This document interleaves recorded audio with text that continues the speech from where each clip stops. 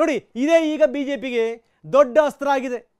BJP ನಾಯಕರು ಎಷ್ಟರ ಮಟ್ಟಿಗೆ ಇದನ್ನು ಅಸ್ತ್ರವನ್ನಾಗಿ ಮಾಡ್ಕೊಂಡಿದ್ದಾರೆ ಅಂತಂದರೆ, ಇವತ್ತು ನಡ್ಡಾ ಭೇಟಿ ಕೊಡ್ತಾ ಇದ್ದಾರೆ ನೇಹಾ ಮನೆಗೆ.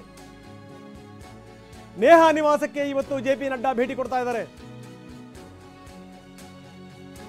ನೇಹಾ ಪೋಷಕರಿಗೆ ಸಾಂತ್ವನ ಹೇಳ್ತಾರೆ. ಧಾರವಾಡ ಕ್ಷೇತ್ರದಲ್ಲಿ ಮತಯಾಚನೆಯೂ ಆಯಿತು, ಜೊತೆಗೆ ಸಾಂತ್ವನವೂ ಕೂಡ ಆಯಿತು. ಅದೇ ರೀತಿ ಪ್ಲಾನ್ ಮಾಡಿದ್ದಾರೆ ರಾಷ್ಟ್ರೀಯ ಅಧ್ಯಕ್ಷರು. ಅಂತೂ ಇಂತೂ ಇದು ಕೇವಲ ಏನು ಅಂದರೆ, ಇದು ಹುಬ್ಬಳ್ಳಿ ಧಾರವಾಡಕ್ಕೆ ಮಾತ್ರ ಸೀಮಿತ ಆಗಬಾರ್ದು, ಇಡೀ ಕರ್ನಾಟಕದಾದ್ಯಂತ ಇದರ ಬಿಸಿ ತಟ್ಟಬೇಕು. ಅದರ ಪ್ಲಾನನ್ನು ಈಗ ಬಿಜೆಪಿ ತುಂಬ ಸ್ಪಷ್ಟವಾಗಿ ಮಾಡ್ತಾ ಇದೆ. ಅದರಲ್ಲೂ ಆ ನೇಹಾ ತಂದೆ ಹೇಳಿದಂಥ ಮಾತು, ಏನ್ರಿ ನಾನೊಬ್ಬ ಕಾಂಗ್ರೆಸ್ ಕಾರ್ಪೊರೇಟರ್ ಇದ್ದೀನಿ, ನೀವು ನಮ್ಮನೆಗೆ ಕಪ್ಪು ಮಸಿ ಹೊಡೆಯೋ ರೀತಿಯಲ್ಲಿ ಮಾತಾಡ್ತಿರಲ್ಲ, ಏನು ಗೊತ್ತಿದೆ ನಿಮಗೆ? ಆಮೇಲೆ ಒಂದು ಹೇಳ್ತೀನಿ ಕೇಳಿ, ಈಗ ಈ ಕಾಲೇಜಿನ ಸ್ನೇಹ ಪ್ರೀತಿಗಳು ಸಾಮಾನ್ಯ ಸಂಗತಿಗಳಾಗೋಗ್ಬಿಟ್ಟಿವೆ. ಆದರೆ ಯಾರನ್ನ ಆರಿಸ್ಕೊಳ್ತಾರೆ ಅನ್ನುವಂಥದ್ದು ವೆರಿ ಇಂಪಾರ್ಟೆಂಟ್ ಅಷ್ಟನ್ನೇ. ಏನು ಪ್ರೀತಿ ಮಾಡಿದವರೆಲ್ಲ ಕೊಲೆ ಮಾಡ್ದೆ ನಿಂತ್ಕೊಂಡ್ಬಿಟ್ರೆ ಬರೀ ಹೆಣ್ಗಳೇ ಬಿದ್ದುಬಿಡ್ತಾವೇನಪ್ಪ ಹಂಗಾರೆ ಕಾಲೇಜಿನ ಕ್ಯಾಂಪಸ್ಗಳಲ್ಲಿ. ಸೊ ಮದುವೆಗೆ ಒಪ್ಪಲಿಲ್ಲ ಅಂತಂದ್ರೆ ಏನಾದರೂ ಕೊಲೆ ಮಾಡೋಕ್ಕೆ ಸಾಧ್ಯನಾ? ಅದನ್ಯಾರಾದ್ರೂ ಒಪ್ಕೊಳ್ಳೋಕೆ ಸಾಧ್ಯನಾ? ಹೆಂಗೆ ಸಹಿಸ್ಕೊಳ್ಳೋಕೆ ಸಮಾಜ ಇದನ್ನು ನೋಡೋ ರೀತಿನೇ ಬೇರೆ. ಪ್ರಧಾನಿ ಮೋದಿ ಖಂಡಿಸಿದ್ದಾರೆ, ನಮ್ಮ ಹೆಣ್ಣು ಮಕ್ಕಳ ಮೇಲೆ ಹಲ್ಲೆ ಆಗ್ತಾ ಇವೆ. ತಾಯಿಯಾಗಲು ಪ್ರಯತ್ನಿಸಿ ವಿಫಲರಾಗ್ತಿದ್ದೀರಾ? ನೋವ ಐವಿಎಫ್ನ ನುರಿತ ಫಲವತ್ತತೆ ತಜ್ಞರನ್ನ ಭೇಟಿಯಾಗಿ ಉಚಿತ ಸಮಾಲೋಚನೆಯನ್ನ ಪಡೆಯಿರಿ. ಬೆಂಗಳೂರು ಬೀದಿಗಳಲ್ಲಿ ಸ್ಫೋಟಗಳಾಗ್ತಾ ಇವೆ. ಏನ್ ನಡೀತಾ ಇದೆ ಹಾಗಾದ್ರೆ? ಇಂಥ ವಿಚಾರಗಳಿಗೆ ಕಾಂಗ್ರೆಸ್ನ ಬೆಂಬಲ ಇದೆ. ಇದು ಮೋದಿ ಮಾತಾಡಿರುವಂಥ ರೀತಿ. ನಾವು ಅಲರ್ಟ್ ಆಗಿರಬೇಕು, ಕಾಂಗ್ರೆಸ್ ಸರ್ಕಾರದಿಂದ ನಾವು ಅಲರ್ಟ್ ಆಗಿರಬೇಕು. ನಿನ್ನೆ ಸಮಾವೇಶಗಳಲ್ಲಿ ಮೋದಿ ವಾಗ್ದಾಳಿ ಮಾಡಿದ್ದಾರೆ, ಗುಡುಗಿದ್ದಾರೆ. कांग्रेस एंटी प्राइवेट सेक्टर है, कांग्रेस एंटी टैक्स पेयर है, कांग्रेस एंटी वेल्थ क्रिएटर है। साथियों, यहां कांग्रेस सरकार जिस प्रकार के विचारों को, जिस मानसिकता को बढ़ावा दे रही है, वो भी बहुत खतरनाक है। यहां हमारी बेटियों पर हमले हो रहे हैं, बाजारों में बम फूट रहे हैं, भजन कीर्तन सुनने पर भी हमले हो रहे हैं। ये सामान्य घटनाएं नहीं है। और इसलिए मैं बेंगलुरु के और कर्नाटका के भाइयों से आग्रह करूंगा, ये कांग्रेस से बहुत अलर्ट रहना है। ಸೊ ಇದನ್ನು ಖಂಡಿಸಿ ದರ್ಶನ್ ಟ್ವೀಟ್ ಮಾಡಿದ್ದಾರೆ. ಈ ರೀತಿ ಕೊಲೆಗಳನ್ನು ನಾವು ಸಹಿಸಲಿಕ್ಕೆ ಸಾಧ್ಯನೇ ಇಲ್ಲ ಅಂತ ಟ್ವೀಟ್ ಮಾಡಿದ್ದಾರೆ. ಹುಬ್ಬಳ್ಳಿಯ ನೇಹಾ ಕೊಲೆಗೆ ನಟ ದರ್ಶನ್ ಅದನ್ನು ಖಂಡಿಸಿದ್ದಾರೆ. ಜಸ್ಟಿಸ್ ಫಾರ್ ನೇಹಾ ಅಂತ ಪೋಸ್ಟ್ ಹಾಕಿದ್ದಾರೆ ದರ್ಶನ್. ಪ್ರೀತಿ ಹೆಸರಲ್ಲಿ ಇಂಥ ಕೃತ್ಯ ಎಸಗಿದವರು ಅವರಿಗೆ ತಕ್ಕ ಶಿಕ್ಷೆ ಆಗಬೇಕು. ಇನ್ನೂ ಬಾಳಿ ಬದುಕಬೇಕಾಗಿದ್ದಂಥ 23 ವಯಸ್ಸಿನ ನೇಹಾ ಹಿರೇಮಠ್ ಅವರ ಆತ್ಮಕ್ಕೆ ಶಾಂತಿ ಸಿಗಲಿ.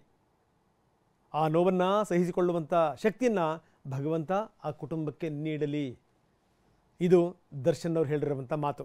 ಪ್ರೀತಿ ಹೆಸರಲ್ಲಿ ಇಂಥ ಅಮಾನುಷವಾದಂಥ ಕೃತ್ಯ ಮಾಡಿರೋರಿಗೆ ನ್ಯಾಯಾಂಗದ ಅನುಸಾರವಾಗಿ ಶಿಕ್ಷೆ ಸಿಗಲೇಬೇಕು.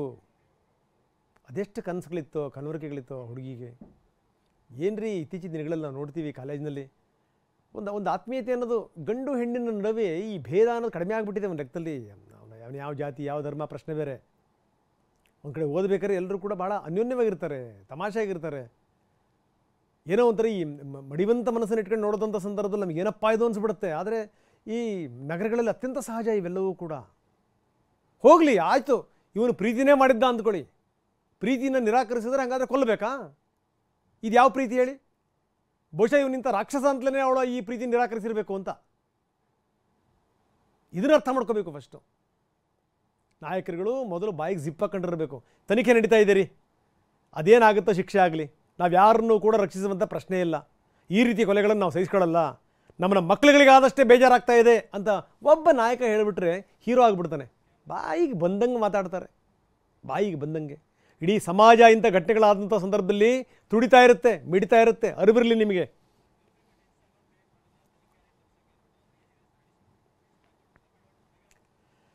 ಇನ್ನು ತನಿಖೆಯ ಹಾದಿನ ತಪ್ಪಿಸಲಿಕ್ಕೆ ಎಷ್ಟರ ಮಟ್ಟಿಗೆ ಸೋಷಿಯಲ್ ಮೀಡಿಯಾಗಳನ್ನು ಬಳಸಿಕೊಳ್ಳಲಾಗ್ತಾ ಇದೆ ಇಂಥ ಪ್ರಶ್ನೆ ಕೂಡ ಈಗ ಎದ್ದಿದೆ.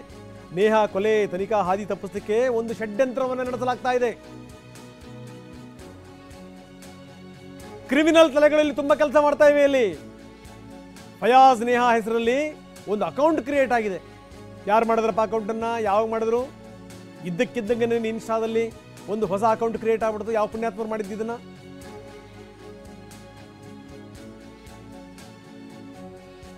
ಇಬ್ಬರ ಫೋಟೋಗಳು ಹೆಂಗ್ ಬೇರೆಯವ್ರಿಗೆ ಸಿಕ್ಕು?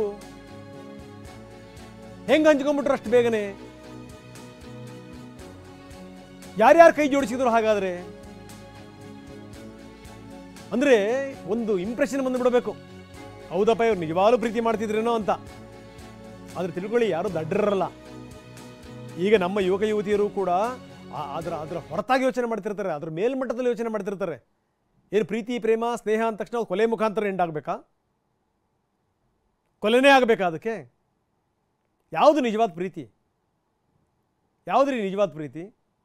ಎಸ್ ನೀನು ಬದುಕ್ತೀಯಾ, ಬಾಳ್ತೀಯಾ, ಎತ್ತರಕ್ಕೆ ಬೆಳಿತೀಯಾ, ಎಸ್ ನನ್ನ ಸಪೋರ್ಟ್ ಇದೆ ಅಂತ ಹೇಳುವಂಥದ್ದು ನಿಜವಾದ ಪ್ರೀತಿ. ಬೇಡವಾ, ಏನು ಪರವಾಗಿಲ್ಲ, ಯಾರೇನು ಫೋರ್ಸ್ ಮಾಡ್ಕೊಂಡು ಮದುವೆ ಮಾಡ್ಕೊಳ್ಳೋಂಥ ಅಗತ್ಯ ಇಲ್ಲ ಅಂತ ಹೇಳ್ಬಿಟ್ಟು ಕೈ ಮುಗಿದು ಗುಡ್ ಬಾಯ್ ಹೇಳೋಗ್ತಾನಲ್ಲ ಸಾಧನೆ ಮಾಡೋಕ್ಕೆ, ಅದು ಹುಡುಗಿ ನನ್ನ ರಿಜೆಕ್ಟ್ ಮಾಡಲು ಅಂತ ಹೇಳ್ಬಿಟ್ಟು ಎತ್ತರಕ್ಕೆ ಬೆಳಿತಾನಲ್ಲ, ಅದು ನಿಜವಾದ ಸಾಧನೆ. ಚಾಕು ಹಾಕೋದು ನಿಜವಾದ ಸಾಧನೆ ಅಲ್ಲ. ಈಗೇನು ಎಲ್ಲ ಕ್ರಿಮಿನಲ್ ಮೈಂಡ್ಗಳು ಒಂದಾಗ್ತಾ ಇವೆ, ಹೊಸ ಹೊಸ ಅಕೌಂಟ್ಗಳು ರೆಡಿ ಆಗ್ತಾ ಇವೆ. ಶೇಮ್ ನೋಡಿ. ಇದೆಲ್ಲದರ ಜೊತೆಗೆ ಹುಡುಗ ಹುಡುಗಿರುಗಳಿಗೂ ಕೂಡ ಹೇಳಲೇಬೇಕು, ಏನೋ ಒಂದು ಕಡೆಗೆ ಏನೋ ನಿಮಗೊಂದು ಬಿಸಿ ರಕ್ತ, ನಿಮಗೆ ಕಂಡವರೆಲ್ಲ ಒಳ್ಳೆಯವ್ರ ಥರ ಕಾಣ್ತಾರೆ, ಕಂಡವರೆಲ್ಲ ಪ್ರೀತಿ ತೋರಿಸೋರ ಥರ ಕಂಡುಬಿಡ್ತಾರೆ. ಹುಡುಗರು ಹುಡುಗಿರುಗಳು ನೇಹಾಗೆ ಫಯಾಜ್ಗೆ ಅಂತ ಅಲ್ಲ, ಇದು ಎಲ್ಲರಿಗೂ ಕೂಡ ಅನ್ವಯ ಆಗುವಂಥದ್ದು. ಸ್ವಲ್ಪ ಯೋಚನೆ ಮಾಡಿ. ಯಾರಾದರೂ ಸ್ನೇಹ ಮಾಡ್ಬೇಕಾರೆ, ಯಾರಾದರೂ ಪ್ರೀತಿ ಮಾಡ್ಬೇಕಾರೆ 10 ಬಾರಿ ಯೋಚನೆ ಮಾಡಿ. ಹಾಗೇನಾರು ಆಯಿತು ಅಂತಂದರೆ ಇಡೀ ಕುಟುಂಬ ನರಳಬೇಕು, ಸಾಯೋ ತನಕ ನರಳಬೇಕು. ಯಾವ ಪಾಪಕ್ಕೆ?